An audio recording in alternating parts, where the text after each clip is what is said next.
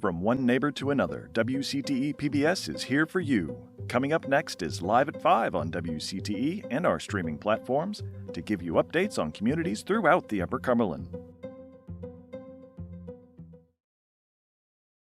To Live at 5 right here from the Putnam County Emergency Operations Center. I'm Becky Magura, President and CEO of WCTE, and we're so excited to have as the co-host. Thank you for being here, President Phil Oldham, Tennessee Tech President. So, President Oldham, how are you? Oh, I'm doing wonderful, Becky. Awesome. It's good to be with you today. Well, it's great being with you, and tell me how things are going at Tennessee Tech. We're doing very well. It's really it's very surreal. I mean, everybody understands that this is an unusual time, and if you drive past the campus, you'll see that it's probably prettier than ever. Yes. It's a beautiful campus, and unfortunately, there's just not a lot of people around right now to enjoy it. You know, all the students are gone, of course, have been gone for several weeks now. And so many of our faculty and staff are working remotely currently. So not very many people on campus, but a lot of work's going on nonetheless and doing a lot of good work. You haven't slowed down, though. I mean, your faculty just sort of turned on a dime and started teaching via Zoom and everything else, right? They were absolutely phenomenal. I can't say enough good things about the faculty, how they pivoted in the middle of the semester to going online.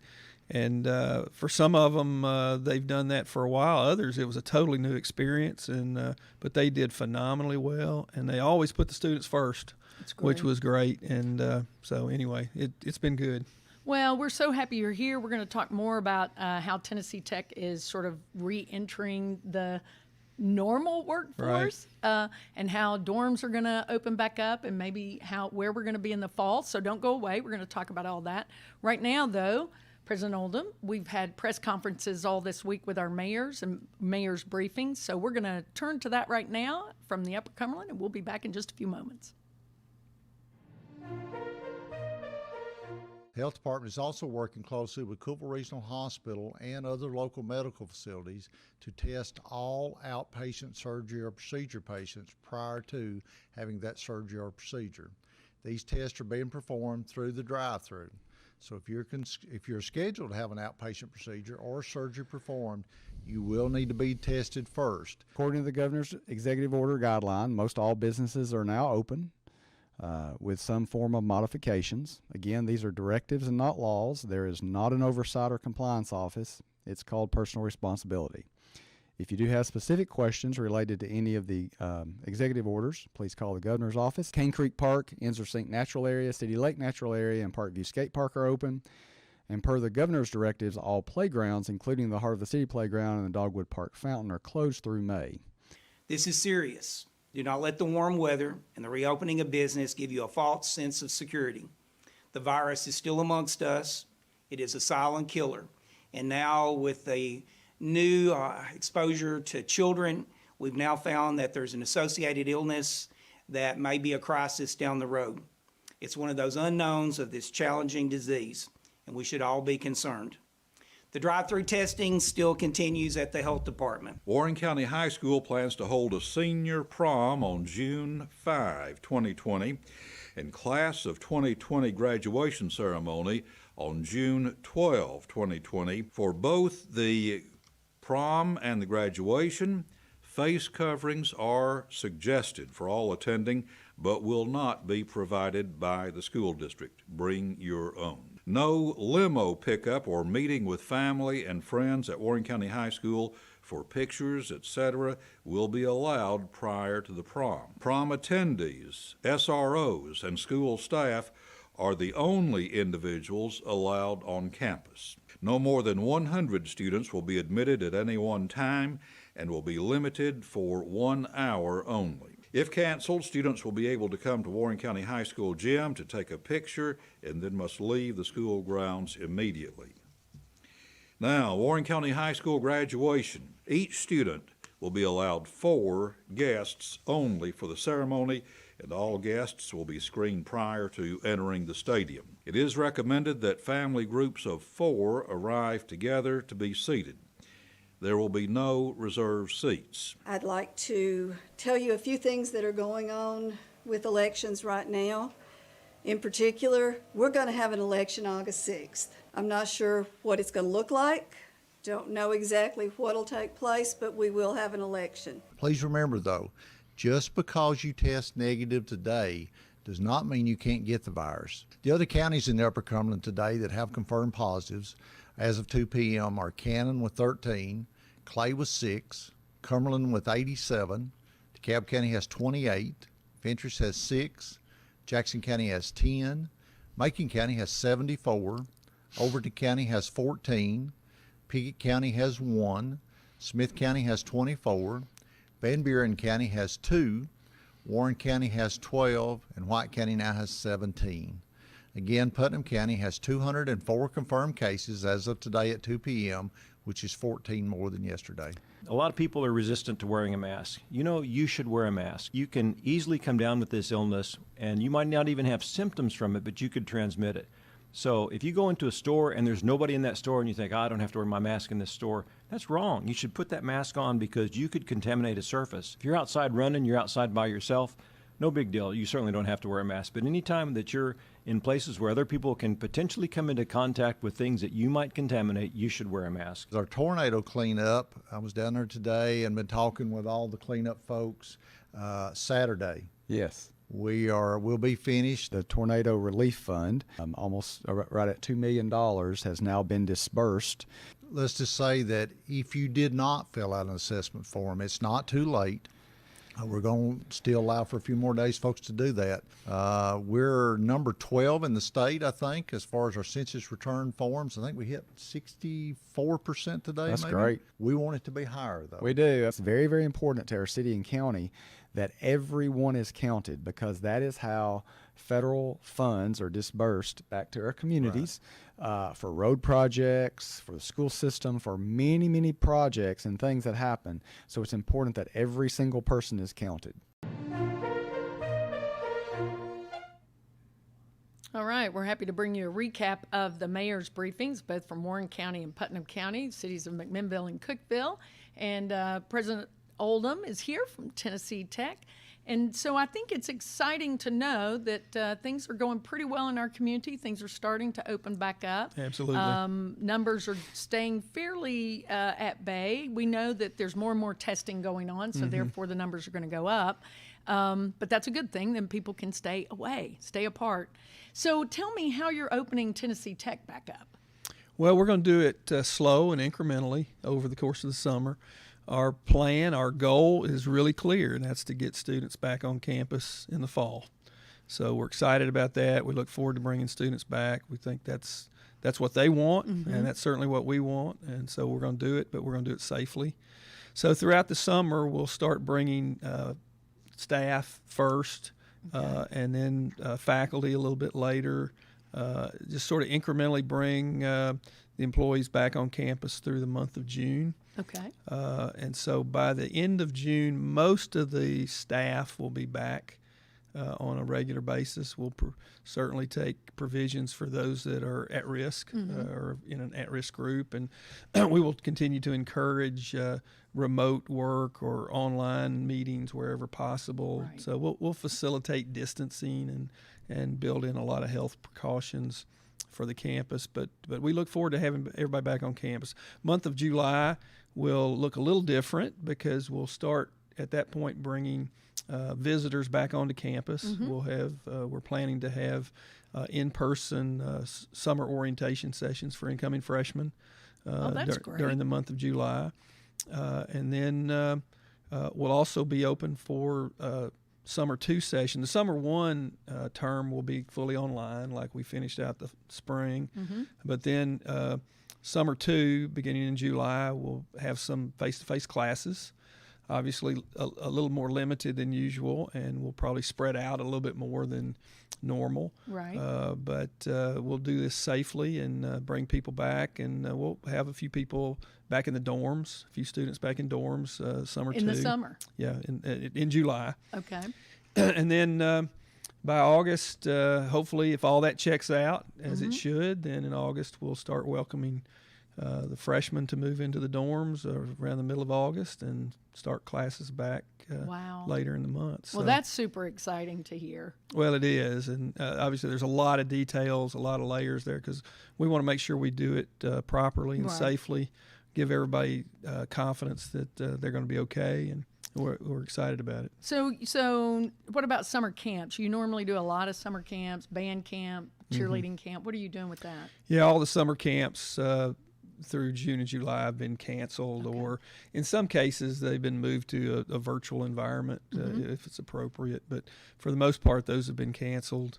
We did postpone our spring commencement. Okay. And we just announced this past week that that'll be held August 8th. Oh, great. And so we were able to do a great video, to recognize the graduates during the normal commencement period. And Jake Hoot sang a song at the end of it for them in their honor, which was wonderful. But then we'll have a regular commencement ceremony. We're going to break it up into multiple ceremonies so we can, again, spread everybody out and keep everybody safe. But August 8th.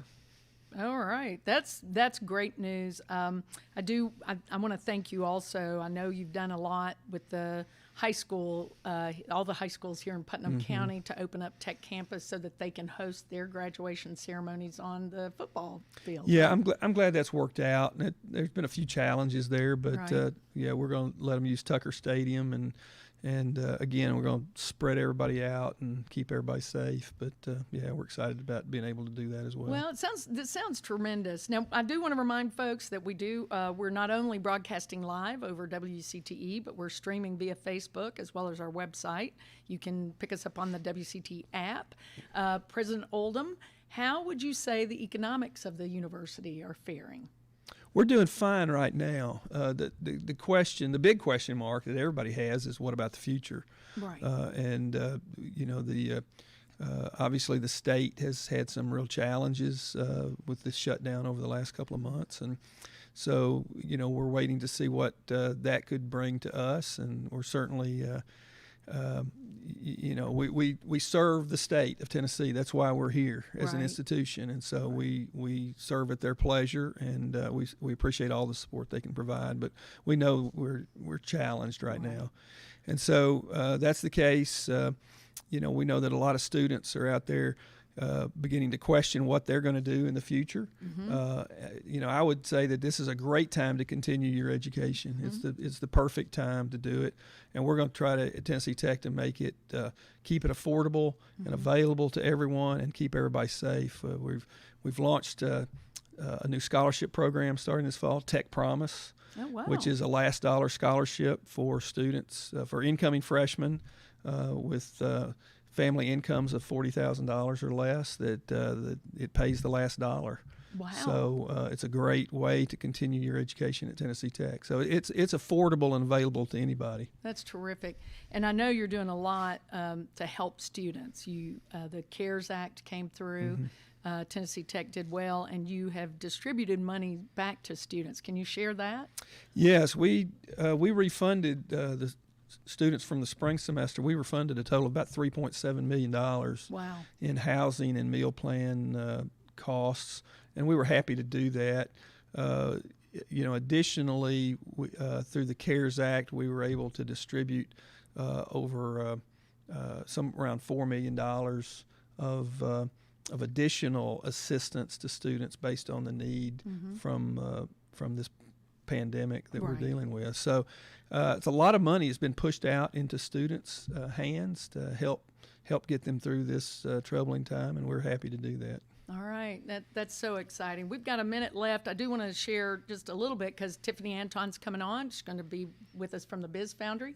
I know the TTU Center for Rural Innovation has been very engaged, working with them and the SBDC to help small business. So can you share a little bit about your interest in making sure that the Upper Cumberland is also healthy? Well, we launched this rural initiative this past year called Rural Reimagined. It's actually a challenge for the entire campus to get behind, and we've had a significant amount of effort on campus. Over 1,000 students have participated in a variety of initiatives.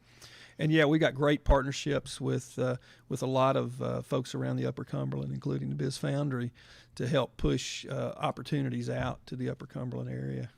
All right, don't go away. We're going to show you a little spot about Tennessee Tech right now. We're going to find out about the First Lady when we come back with President Oldham. And right now, we're going to go back, and then we'll come back. Thanks for staying.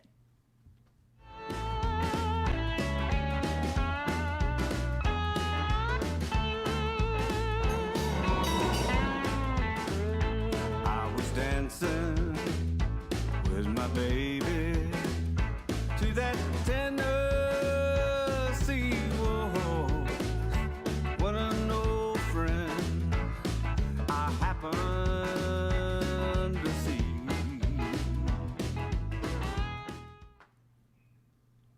All right, we're so excited to have Tiffany Anton here with the Biz Foundry. Tiffany, thank you so much. And you've got something super exciting coming up tomorrow. I'm really excited. So because of all the coronavirus stuff, we weren't able to have our annual Made Here Market event, which showcases local makers. And so that was supposed to be in April. And so we kind of thought, what can we do? And so we decided to have a live stream event tomorrow starting at 10 a.m.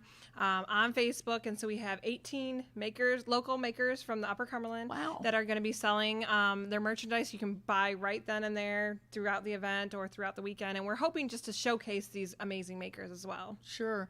And I know that was last year was your first year, but it received a great, I mean, people just loved that. We had over 60 vendors that were there selling their products, their creations, and we had over 4,000 people attend the event. We were blown away. So it's definitely something that people want, and so this is kind of our way to have a bonus event. Hopefully we'll have another live event soon when we can. That's right. That's right. So tomorrow, people can get in on Facebook. We're going to share it also on our WCTE Facebook. I know Kate Spears is our Facebook guru. She's watching right now. By the way, if you have any questions, be sure to type them in, and we'll try to get those on. You know, what is it? How difficult is it to be a small business right now? Extremely. And I think some people they feel stuck in their heads. They can't think outside the box to think, well, what can I do? I'm just stuck. I can't go and I can't go set up every weekend on the weekends like they normally do, especially for these makers. Right. That's what they do. They have a circuit that every single weekend they're out at shows selling. And so they can't do that right now. And so they're trying to kind of think outside the box. And so you mentioned the Center for Rural Innovation and the Small Business Development Center.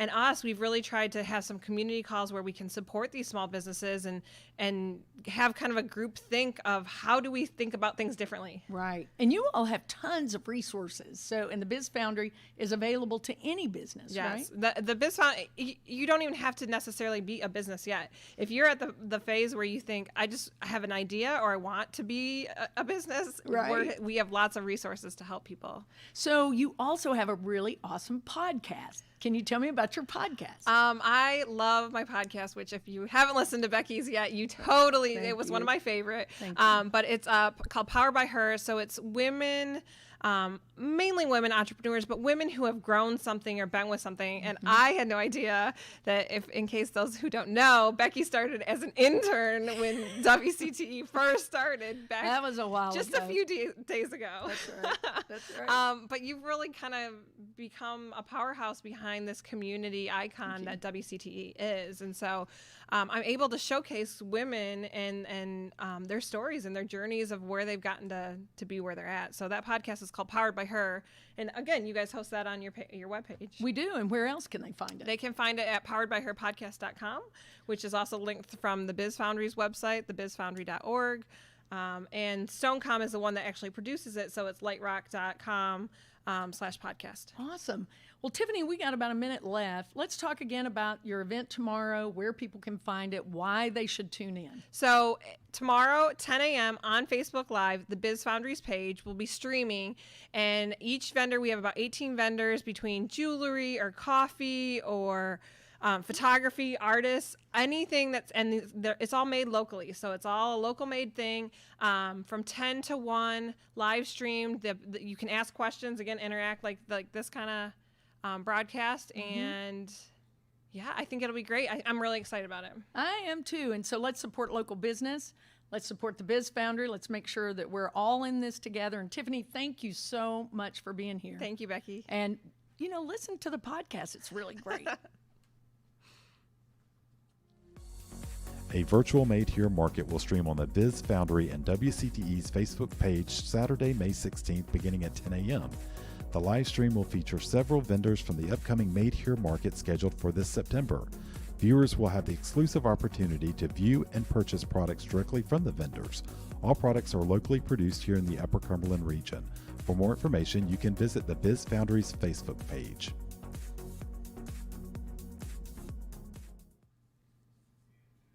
All right, you see the spot there, Made Here Market. Be sure and tune in tomorrow on WCT's Facebook or the Biz Foundries. Hi, Jody Pitts. Hi, Becky. Jody Pitts is our Director of Education and Engagement at WCTE. She's also like the guru of auction, all things great TV auction. And this is going to be a really different year for WCTE. It is going to be different, that's for sure. I think that different is the new normal. So, you know, we are following suit and adapting, and we're really excited about this year's format. So we're going to be doing an online/on-air hybrid model. So it's going to be really exciting. It opens up on May 26th. We're going to launch all the items online. You can tune in at 10 a.m. and view everything and go ahead and get bidding. So, Jody, tell me why, you know, we've held the auction for over 30 years at the Cookeville Performing Arts Center, used to be the Drama Center. You've been really heading that up for a long time now. How did you make the decision, or how did we all make the decision to move it to a more online format? Well, you know, I think that online bidding is something that's it's very common, you know, and it's something that's proven to be successful, and so it's something that we've been looking at anyways. But this year, with all the COVID situation, you know, it was very apparent that we weren't going to be able to do things in the normal way, because we normally have 128 volunteers a night come in to CPAC, in addition to 35 or 40 different staff and contractors, and we just couldn't do that this year. So we had to get innovative and think about ways that we could still bring this much beloved event to our community in a way that was safe and still productive. And you know, we partner with CPAC, and they certainly understand and want to support us, and actually they can't even open until June 1st, so there was really no time also to get in. But you're getting great feedback from businesses. They're excited about this new opportunity. Yeah, and not just businesses, but we've been trying to personally call all the bidders from the past 3 years, which is a daunting task, but we've been connecting with those people and just letting them know what the format is going to be, and seeing if they have any questions about how it's going to work, and trying to help everyone. And everyone seems really excited. The feedback has just been wonderful. So we're just excited about it, and we think it's going to be a great new way to do the auction. So how does it work? It's not going to be in its traditional format. So people who are watching at home, how do they see right now? How do they find out about the items, and then how will they bid? Well, I guess the biggest difference that you're going to see at home as a bidder is that you can't call in to bid, because we don't have a phone bank, and there's usually a huge number of calls coming in, and we just don't have the capacity to field all of those calls this year. So the biggest difference is that on May 26th, when the auction launches, we're going to email you, or we're going to text you at whatever form of communication we have on file, with a link inviting you to go online, look at all of those items. You have from May 26th until June 3rd to start bidding on things. Starting June 3rd through June 7th at 7 p.m., we will be going live and showing you all of the items. And those items will close out certain lots each night. So for June 3rd, a specific set of items will close out online, and we're going to showcase those on air before we close out. So everybody will still get to see every item, right? Yeah. You'll still get to see everything, but if you forget about it or you want to see it ahead of time, you just go online. And bid. Go ahead and bid. So, Jody, we've got less than a minute. Can businesses still get involved? Yeah, absolutely. If you're still interested in donating, give us a call at the station. We're doing pickups next Monday and Tuesday, so there's still time for you to donate. And if you need us, just reach out. We're here. 528-2222, right? Yep, and WCTE.org/auction. Awesome. Thank you so much, Jody. We're so appreciative of you and Sam Gray, your team, Misty Brown. Yep. And a whole bunch of other people. All the rock stars. Yep. That's right. Misty Stewart, I should say. Yep. So thank you so much for being here, and we'll be back in just a few moments with more updates from Tennessee Tech. May 26th kicks off the new Great TV online auction. Buyers will browse hundreds of items at their viewing pleasure, place bids, watch items, and have a buy now option. And then on June 3rd, viewers can tune in for 5 nights and see these items showcased on air. You don't have to tune in to win big, but you just might see something you missed. Make this year the year you support WCTE's single largest and longest running fundraiser. Find more information at WCTE.org/auction. All right, so we're going to do auction a little different this year. Well, like everything else, we're doing everything differently now, Becky. Don't you wish though that you'd have bought stock in Clorox or Zoom just a couple of months ago? Yes, I do. Boy, how that has blown up. Yeah, that would have been nice. And you know, I've been very impressed with business models who have sort of changed their business situation, like even the distilleries. The distilleries went from making a lot of alcohol to making hand sanitizer. That's right. And have done a tremendous job. I know Tennessee Legends is just, they have people lying down the sidewalk. It's phenomenal. Yeah, that old great. saying, necessity is the mother of invention. That's it's right. Very true. That's right.